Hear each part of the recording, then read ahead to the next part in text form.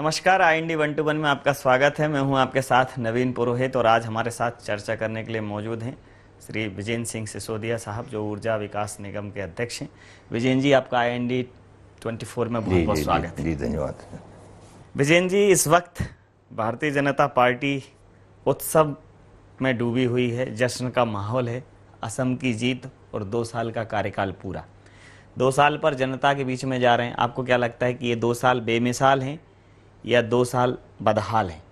नहीं, इसको थोड़ा सा इस ढंग से सोचो कि विश्व में भारत एक परिवार है। अब राजनीति से थोड़ा सा हटके, तो परिवार में जब किसी भाई को काम देते हैं तो क्या अपेक्षा करते हैं? एक, परिवार की प्रतिष्ठा बढ़ना चाहिए, आर्थिक हालत मजबूत होना चाहिए, सभी भाइयों से समान व्यवहार होना चाहिए और कोई भाई कम समझता हो, कोई ज़्यादा होता, सबको साथ लेके चलना चाहिए। 3, 4, 5 चीज़ें ऐसी है। अब इसको देश पे जाते हैं। अगर भारत अपना परिवार है विश्व में, तो फिर उन्होंने देश के लिए सब कुछ ये किया। आज दुनिया गवाह है कि मोदी जी को विश्व का ऐसा कोई कंट्री नहीं है जो एक बड़ा नेता करके नहीं मानता हूँ, जो विश्व को रास्ता दिखा सकते। ऐसी कोई पार्लियामेंट नहीं है जहाँ जाके मोदी जी का भाषण नहीं हुआ। ऐसा कोई विश्व में देश नहीं है जहाँ मोदी जी पहुँचे हों और लाखों की संख्या में भारतवंशी वहाँ उनके स्वागत करने को नहीं पहुँचे हों। ये आज तक नहीं हुआ। जब भी ये चार्ज होता है तब समर्थन होता है। हमारे घर में भी जब बड़ा भाई को अपन चार्ज देते हैं ना, तो पूरे परिवार का लोग एक साथ आके बैठते हैं और उनको समर्थन करते हैं, है ना। अब मोदी जी ने जिस दिन शपथ ली, ये विश्व में पहली बार हुआ सर कि जितने एशिया कंट्री के जितने देश हैं वो सब के सब पहुँचे। पाकिस्तान भी बैठा था, वो भी बैठा था, वो भी बैठा था। आपका दुश्मन था कि दोस्त था, इससे मतलब नहीं, परंतु मोदी जी के प्रधानमंत्री पद की समर्थन करने के लिए वो बैठे। 2-2 घंटे तक बैठे। 113 कंट्री के लोग वहाँ पर उपस्थित थे और बिल्कुल सामान्य लोग जैसे बैठे। ये आपके व्यक्तित्व को, भारत की इज्जत को ऊपर बढ़ाता है। और इसके कारण एक तो ये हुआ, दूसरा सब कुछ देश के अंदर होना चाहिए। हम मोदी जी ने सबसे पहले जो प्लान किया वो पिन पॉइंट प्लान किया। हम आयात को नहीं रोक सकते, अगर हम निर्यात करेंगे तो आयात भी करना पड़ेगा, दोनों चीज़ एक साथ होती। परंतु सब देशों को बोला कि आपकी चीज़ हमारे देश में जो आती है उसको हमारे देश में क्यों नहीं बनाते। ये बिल्कुल पिन पॉइंट है, मेक इन इंडिया वाले बिल्कुल पिन पॉइंट है। और उसमें पूरे विश्व के, मेरी जानकारी में 22 से 23 कंट्री ऐसे हैं जिन्होंने जो माल भारत में पहुंचाते थे उसका भारत में कारखाना डालने का MOU किया और प्राथमिकता उनकी शुरू हो गई। यहाँ तक काले धन का सवाल है, हमारे कांग्रेस के लोग बहुत कहते हैं 13 लाख कहाँ है, 12 लाख कहाँ है। सवाल 12-13 लाख का कहा भी नहीं, वो विषय भी नहीं, परंतु काले धन पर रोक कितनी कर रही हुई। आज के देश में आप कल्पना करो कि जैसे ही भारतीय जनता पार्टी की सरकार आई, उसके बाद जितने स्विस कंट्री के जितने बैंकों के नाम थे उन सब में 1 महीने पहले, सरकार बनने के 1 महीने पहले बड़ी संख्या में पैसा बटरा हुआ है। इसका मतलब काले धन के लोग चिंतित थे। और अभी जो प्रयास हुए हैं, स्विट्जरलैंड से जो हमारे समझौते हुए हैं, अभी प्रधानमंत्री जी की यात्रा होने वाली, उसके परिणाम सामने आएंगे। और इसलिए ये 2 साल भारत के लिए स्वर्ण युग है। वो आगे 3 साल भी ये होने वाले हैं और ये 3 साल इस देश को दिशा देंगे पूरी दुनिया का सिरमौर बनाने को।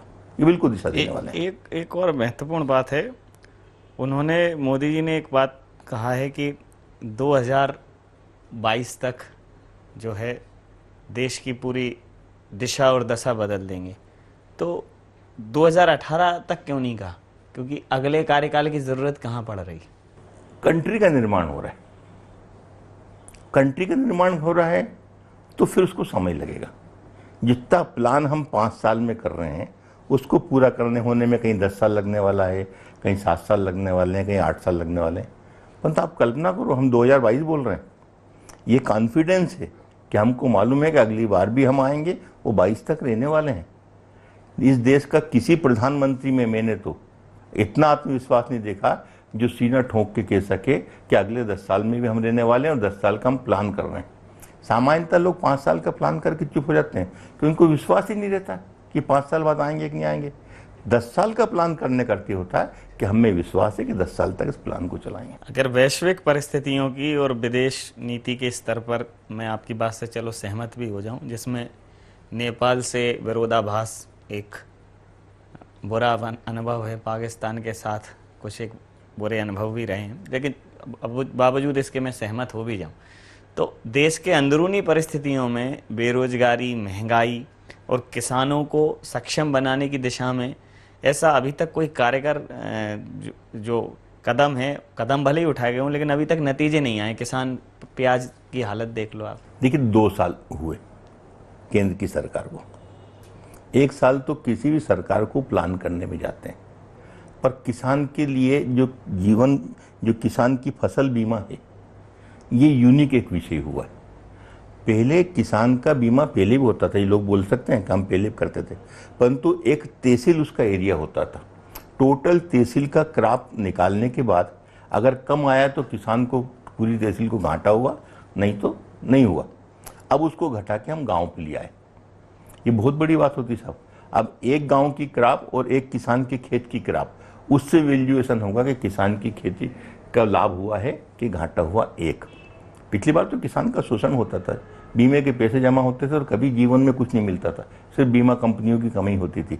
ये पहली बार होने लगा कि वापस मिलने लगे, नंबर 1। नंबर 2, अब किसान खेत बोएगा नहीं बोएगा इसका भी वैल्यूएशन होने वाला है। मतलब किसान का खेत अगर खाली रह गया किसी कारण, सूखे कारण, पहले ऐसे नहीं होता, पहले अतिवृष्टि होती थी, ओलावृष्टि होती थी, परंतु खेत नहीं बो पाया इसका बीमा नहीं होता था।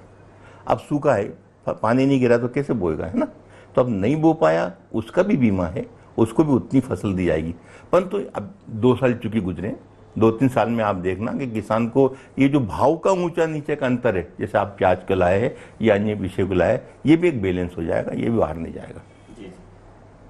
बिहार के चुनाव के बाद एक माहौल बना था, देश में बनाने की कोशिश की गई, विपक्षी पार्टियों ने काफ़ी प्रयास किया और लगभग एक माहौल ऐसा निर्मित भी हुआ था कि मोदी लहर थम गई है। असम के चुनाव में आपको अभूतपूर्व सफलता मिली, बंगाल में उम्मीद थी नहीं, लेकिन असम के चुनाव में एक नई शुरुआत हुई, पूर्वोत्तर में एक कमल खिला। तो इसको आप जो कांग्रेस के प्रत्याशी हैं या कांग्रेस के जो साथी थे, हेमंत विश्व शर्मा के विभीषण का रोल की भूमिका मानते हैं, या जो सोनेवाल जी हैं या भारतीय जनता पार्टी का प्रयास है वो है? सर एक बात तो मैं फर्म हूं, बिल्कुल फर्म, कि विधानसभा स्तर पे ऐसा नेता नहीं, बहुत कम है, हजारों में लाखों में 2-4 होंगे जिसके कहने पे हजारों वोट बदल जाएं। इसलिए किसी के कहने पे भाजपा को वोट मिल गए ये संभव नहीं है।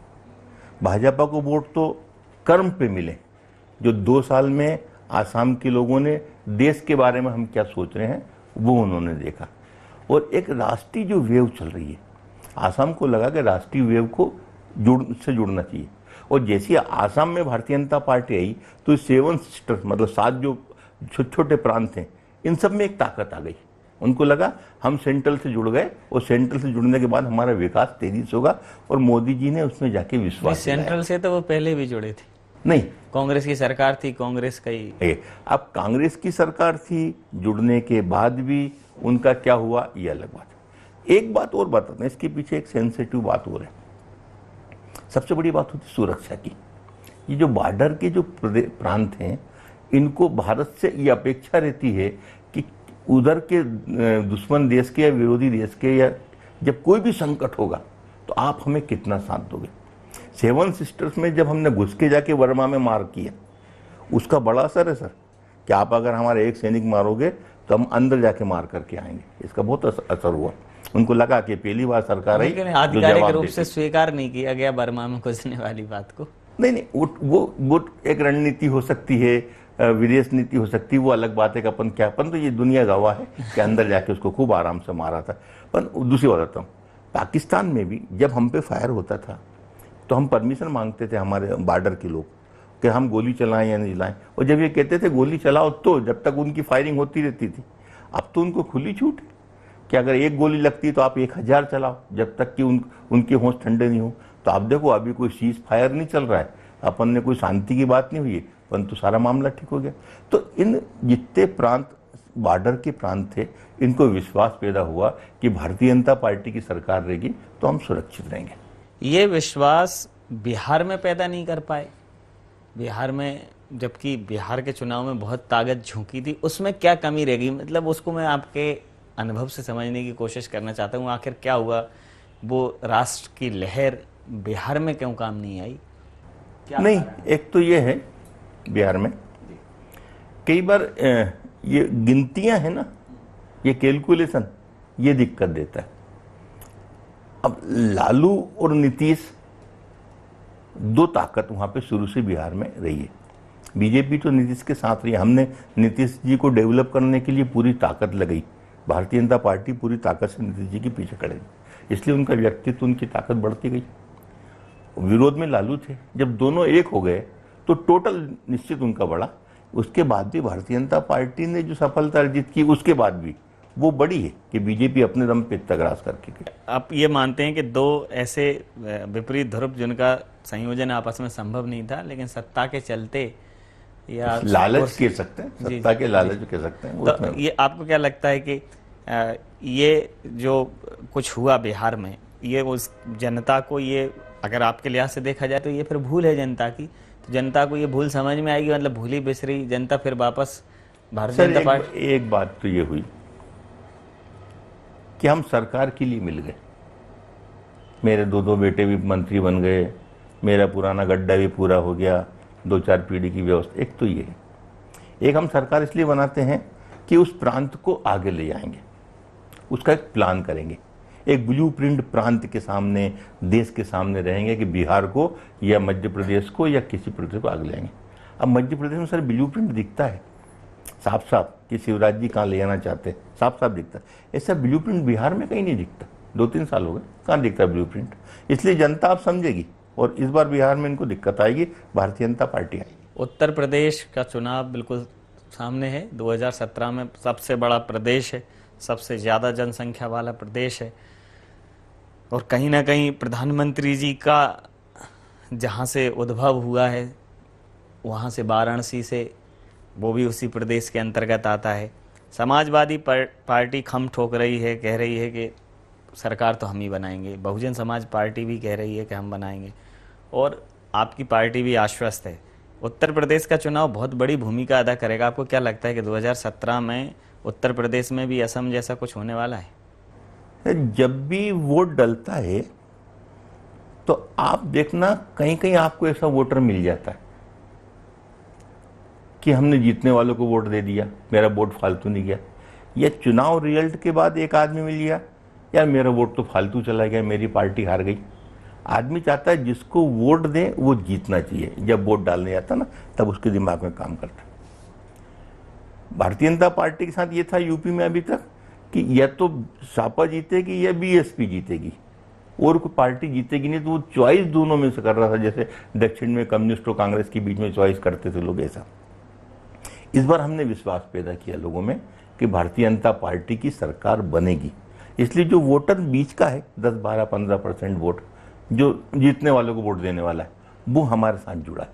और ये जीतने वालों को वोट देने वाला हमारे साथ जुड़ेगा तो सरकार बनना आसान हो जाएगी। एक यूथ 22 से लेके 25% वहाँ पे नए जुड़े हैं यूपी में इस बार चुनाव में, पिछले 2-3 साल में।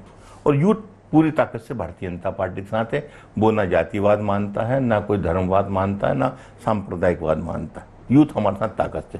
तो ये यूथ बैलेंसिंग वोट जो जीतने वालों को देना चाहता है, उन दोनों में हमने विश्वास जगाया है। और इसलिए मुझको पक्का लग रहा है कि इस बार यूपी में हम आसानी से निकाल के ले जाएंगे। पिछले चुनाव में मैं था वहाँ पे, कानपुर में मेरे पास 10-12 विधानसभा थी, पर आत्मविश्वास की कमी थी पिछली बार, और वो कमी इस बार नहीं है। इस बार बिल्कुल आत्मविश्वास भरपूर है हमारे अंदर। ग्रामोदय से भारतोदय एक और नई पहल प्रधानमंत्री जी ने की। मध्य प्रदेश में तो उसकी समय सीमा भी बढ़ा दी गई, कार्यक्रम चल रहे हैं। कांग्रेस कह रही है कि ये रंग रोगन करके हमारी योजनाओं को ही कुछ कर रहे हैं। ग्रामोदय से भारतोदय केवल एक ढकोसला है, प्रचार प्रसार है क्या बेसिकली? सर, समाचार पत्रों में प्रकाशित होना और गांव में जाके खड़ा होना, इन दोनों में बेसिक अंतर है। कांग्रेस तो फेल ही इसी हुई कि एसी के बाहर नहीं आ सकते, आज भी नहीं जा सकते। ये 10-12 साल सरकार के बाहर हो गए तो भी आज उनका नेता बाहर नहीं आता। वो अंदर से स्टेटमेंट दे देगा, व्हाट्सएप पे डाल देगा, 2-3 मुन्ना भिड़ेंगे तो तारीफ में खड़े हो जाएंगे, बाकी वो धूप में जाके खड़े नहीं हो सकते। ये ग्रामोदय से भारत उत्तर का कंसेप्ट ये है कि उस गांव की साधारण सभा की बैठक बुलाएंगे, उस गांव के विकास के लिए जो कुछ चाहिए उस सबका प्रस्ताव होगा, उसकी एक कार्य योजना बनेगी और फिर अगले 5 साल तक उस गांव के विकास में वो योजनाएं मंजूर करा जाएगी। टोटल इस गांव में सबसे बढ़िया आदर्श गांव बनाना है तो क्या क्या चाहिए, वो सब कुछ उसमें प्रस्ताव होने वाला है। और वो सारे गांव को उदय हो गया, सारे गांव ठीक ठाक हो गए, एक कस्बे के तरह हो गए, तो हम मानते हैं कि भारत का उदय तो अपने आप हो जाएगा। ये उसकी अवधारणा है। अगर राष्ट्रीय परिदृश्य से इतर मध्य प्रदेश की बात करें, मध्य प्रदेश में अभी हाल में एक बहुत भव्य धार्मिक वैश्विक समागम हुआ, महाकुंभ। निश्चित रूप से आयोजन सफल रहा, लेकिन सरकार के ऊपर कई सारे सवाल खड़े किए जा रहे हैं कि उसमें भ्रष्टाचार हुआ। लेकिन उसके साथ इसके इतर मैं पूछना चाहता हूँ, एक वैचारिक महाकुंभ का आयोजन किया गया। इस वैचारिक महाकुंभ की भी आलोचना हुई कि इस कुंभ के आयोजन से इतर एक आयोजन और करने की क्या जरूरत थी, कहीं ना कहीं कुंभ से ध्यान भटकाने की बात है और इस पूरे महाकुंभ को पॉलिटिकली यूज किया जा रहा है। ये खूब आरोप कांग्रेस ने लगाया। आपको क्या लगता है, आयोजन सफल रहा? आपका दृष्टिकोण और जो उनके आरोप हैं उस पर आपकी प्रतिक्रिया? आखिरी दिन रिकॉर्ड टूटा लोगों का आने का, बिल्कुल संख्या इतनी थी कि आप कल्पना नहीं। 1 करोड़ के आसपास। 1 करोड़।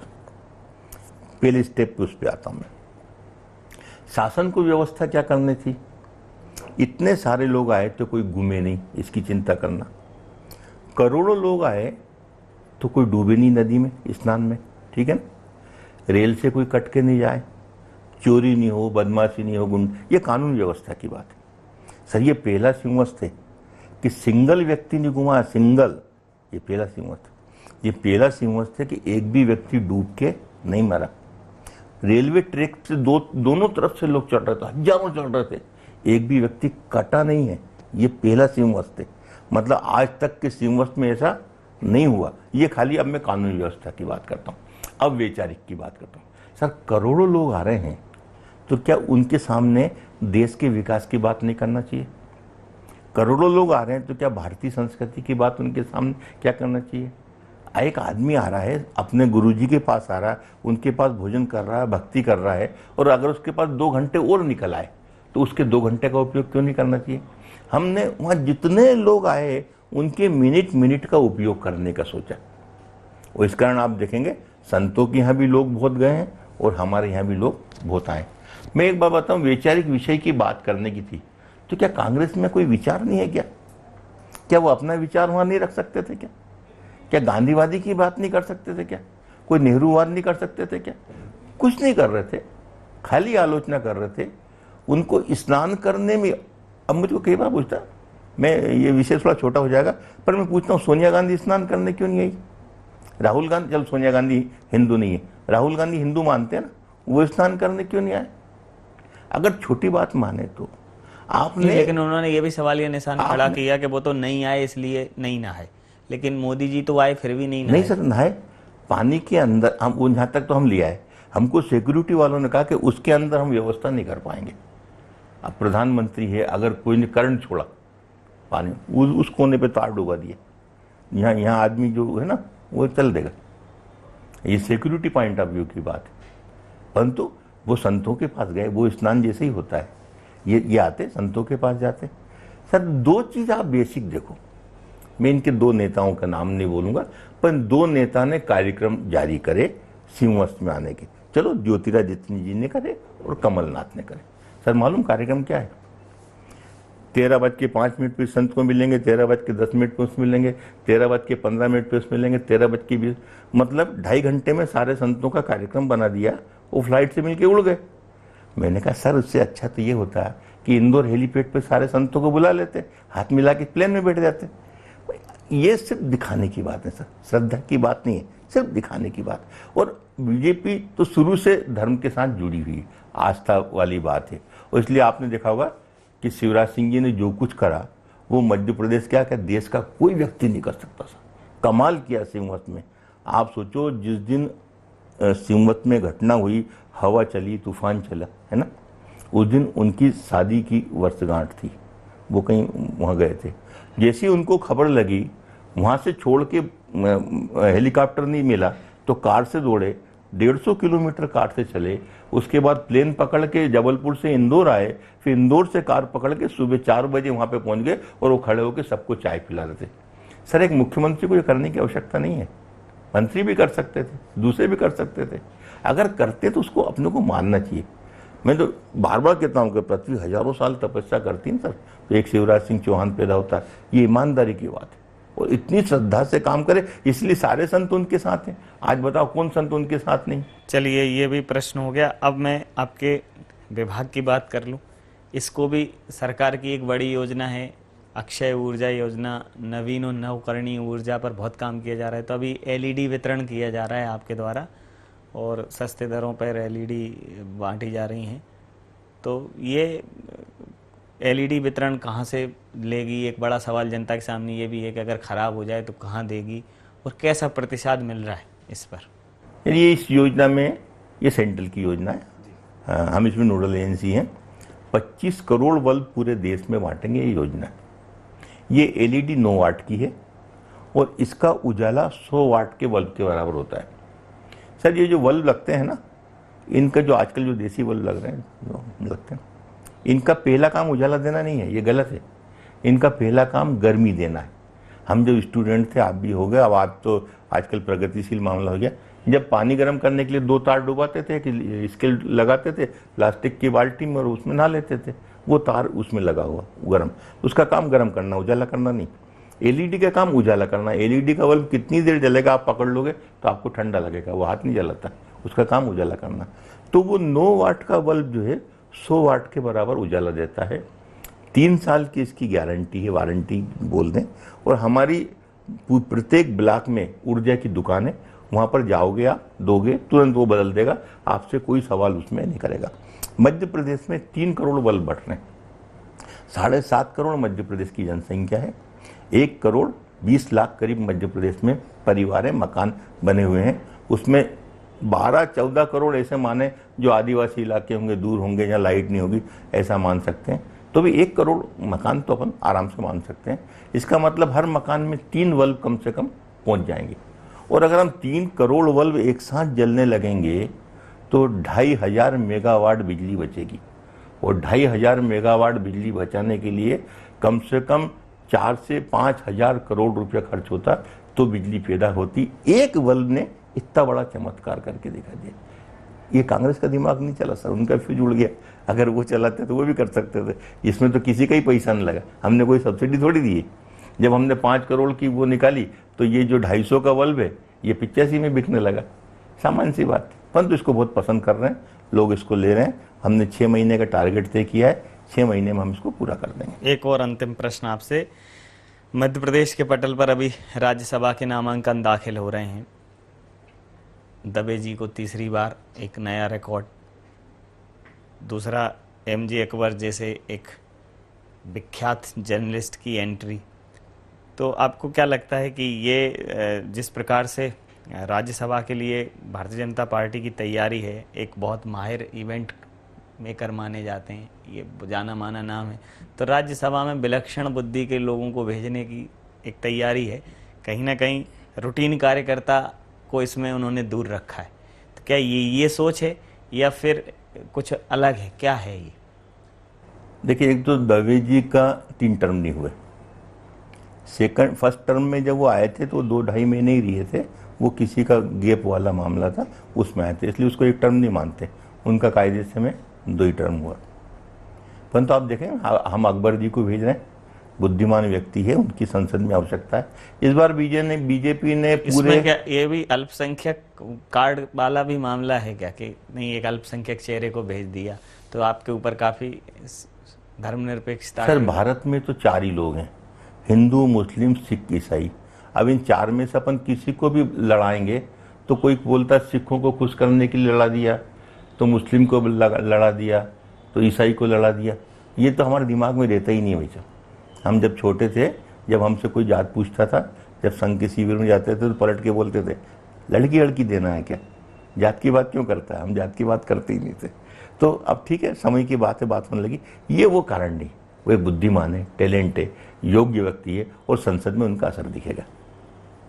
निश्चित रूप से बहुत सारे बिंदुओं पर आपसे चर्चा हुई। समय सीमा के चलते मैं ये चर्चा यहाँ समाप्त करूँगा, लेकिन जिस सहजता के साथ आपने भारतीय जनता पार्टी के विचार को, भारतीय जनता पार्टी के भाव को निरूपित किया, उम्मीद करता हूँ जनता समझेगी। आपका बहुत बहुत धन्यवाद, बहुत बहुत आभार। बहुत बहुत धन्यवाद।